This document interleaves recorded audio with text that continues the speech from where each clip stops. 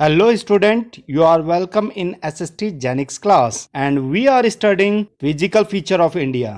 और आज के चैप्टर में हम पढ़ने जा रहे हैं पेनिसुलर प्लेट्यू। प्लेट्यू का मतलब है एक टेबल जैसी जमीन जो ऊपर से तो फ्लैट होती है पर चारों तरफ से वो ऊंची जमीन होती है, मतलब पहाड़ जैसा होता है पर ऊपर से फ्लैट होता है। हमारा जो पेनिसुलर प्लेट्यू है ये इग्नस और मेटामॉर्फिक रॉक से बना हुआ है। जैसा कि ऑलरेडी मैं बता चुका हूँ कि ये अफ्रीका या उसके साथ का जो एरिया था जिसे हम बहुत पहले गोंडवाना लैंड कहते थे, उससे ब्रेक होकर ये आया है और ये इंडिया का ओल्डेस्ट लैंड मास है। अगर हम पेनिसुलर प्लेट्यू की बात करते हैं तो ये एक ट्रायंगल शेप है, ऊपर से ब्रॉड है और नीचे ये नैरो होता चला जाता है। पेनिसुलर का मतलब लैंड जो तीन तरफ से पानी से घिरा होता है वो पेनिसुलर कहते हैं। इंडिया का जो साउदर्न पार्ट है वो तीन तरफ पानी से घिरा हुआ है, मींस एक साइड जो हमारा वेस्ट साइड है अरेबियन सी है, ईस्ट साइड पे बे ऑफ बंगाल है और साउदर्न साइड में इंडियन ओशियन है। पेनिसुलर प्लेट्यू को हम दो पार्ट में डिवाइड करते हैं, एक सेंट्रल हाईलैंड्स है और दूसरा डेक्कन प्लेट्यू। और ये जो डिवीजन करने वाला मार्क है वो है नर्मदा रिवर। तो स्टूडेंट पहले मैं द सेंट्रल हाईलैंड के बारे में डिस्कस कर लेते हैं। नर्मदा रिवर के नॉर्दर्न साइड का जो ये प्लेट्यू वाला पार्ट है इसे हम द सेंट्रल हाईलैंड कहते हैं। ये वेस्ट साइड की जो बाउंड्री है वो अरावली रेंज है। मैप में आप देख सकते हैं यह भी हमारा ओल्डेस्ट माउंटेन रेंज है, न केवल हमारा बल्कि मैं वर्ल्ड के ओल्डेस्ट माउंटेन रेंज में से एक है। दूसरी तरफ इसकी जो साउदर्न बाउंड्री है वो विंध्याचल रेंज बनाती है। और ये देखिए मालवा प्लेट्यू का जो एक्सटेंशन है यह आगे बढ़ता हुआ छोटा नागपुर प्लेट्यू तक होता है। इस मालवा प्लेट्यू को जो इम्पोर्टेंट रिवर हैं वो है चंबल, सिंध, सोन और दामोदर। इस रीजन की जो रिवर हैं उनका फ्लो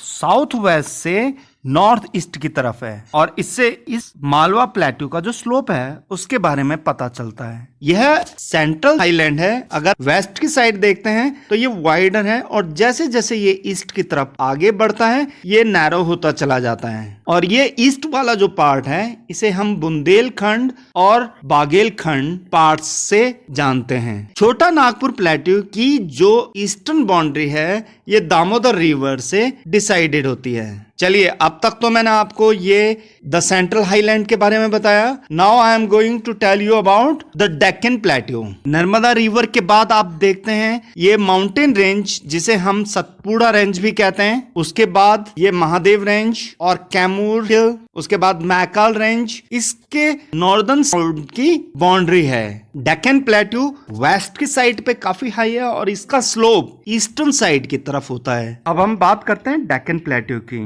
तो ये एक ट्रायंगल लैंड मास है और मैप में देखिए इसकी ये जो नॉर्दर्न बाउंड्री है ये सतपुड़ा रेंज बनाती है। सतपुड़ा रेंज जो डायरेक्ट आफ्टर नर्मदा रिवर है और ये महादेव, कैमूर, मैकाल रेंज है ये इसके ईस्टर्न एक्सटेंशन को शो करती है। इन पहाड़ों का स्लोप वेस्ट में काफी ऊंचा है जो कि धीरे धीरे एक स्लोप ईस्ट की तरफ होता चला जाता है, इसलिए यहाँ की बहने वाली नदियां वो वेस्ट से होती हुई निकलती हैं और ईस्ट में बे ऑफ बंगाल में गिरती हैं। और यह जो स्लोप है वो नॉर्थ ईस्ट में आगे तक बढ़ता है। यहाँ पर इसे मेघालय नाम से जानते हैं। उसके बाद इसे मेघालय, कार्बी एंगलोंग प्लेट्यू, नॉर्थ चाचर हिल के नाम से जाना जाता है। ये छोटा नागपुर प्लेट्यू से फॉल्ट के कारण सेपरेट हो गया। और ये देखिए वेस्ट से ईस्ट की तरफ अगर जाते हैं तो गारो, खासी और जयंतिया जो नॉर्थ ईस्ट के एक वेरी प्रोमिनेंट हिल भी हैं। वेस्टर्न घाट और ईस्टर्न घाट इस डेक्कन प्लेट्यू के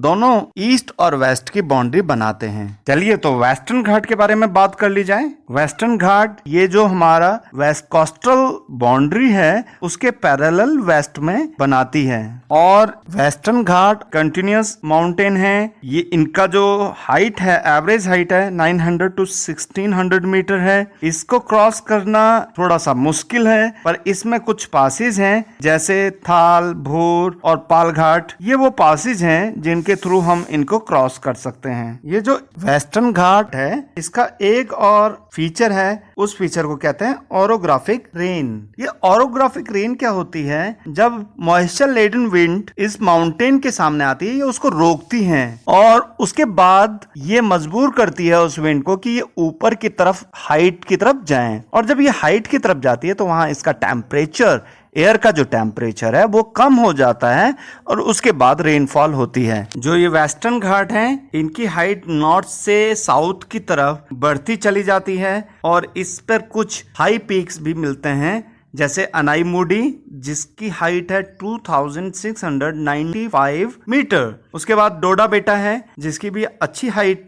है 2637 मीटर। अब थोड़ी सी बात ईस्टर्न घाट की भी की जाए। ये महानदी वैली से लेकर नीलगिरी जो साउथ में है वहां तक स्ट्रेचेज है, वहां तक फैला हुआ है। अगर हम वेस्टर्न घाट के से इसका कंपेयर करें तो उसके कंपैरेटिवली ये कम हाइट वाले घाट हैं। इसके अप्रोक्सीमेटली जो हाइट है वो 600 मीटर है। ये वेस्टर्न घाट की तरह कंटिन्यूअस नहीं है, ये डिसकंटिन्यूअस, इरेगुलर है। इस घाट में महेंद्रगिरी हाईएस्ट पीक है जिसकी हाइट 1501 मीटर है। पेनिसुलर प्लेट्यू का जो इम्पोर्टेंट फीचर है वो है इसकी ब्लैक सॉयल, जो कि वॉल्केनिक इरप्शन के कारण बना है। लगातार कई हजारों करोड़ों सालों से इसमें विदरिंग होती गई और ये मटेरियल सॉयल के रूप में कन्वर्ट हो गया। दूसरा ओल्डेस्ट जो पार्ट है वो है अरावली रेंज। ये हमारे गुजरात से लेकर दिल्ली तक एक्सटेंडेड है। तो student, it's enough for today. We will meet soon. Till then, have a nice day. Good bye.